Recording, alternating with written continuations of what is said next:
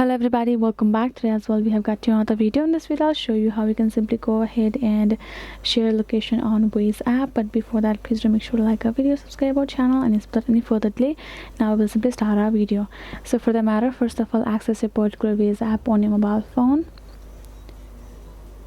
and now go ahead, tap on this search bar, and now you're gonna go ahead, tap on this saved location of yours, and let's say this is the particular location, right? We're gonna tap on it, and now we have this leave letter go now option, right? We're gonna go back, and then you're gonna find this three dot icon beside it and tap on it, and now we have option called send location, edit work info, find parking routes, and remove option. We're going to tap on this send location, and now we have option we can simply share this location to anybody by using this platforms given over here, including the WhatsApp as well.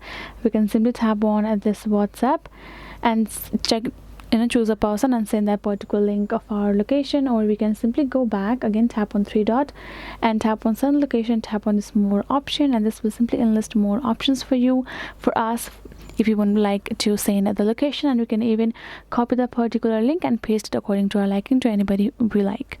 That is the way you can do it. Hope this video was helpful to you all. Thank you so much for watching, and yes, I'll see you guys in our next video.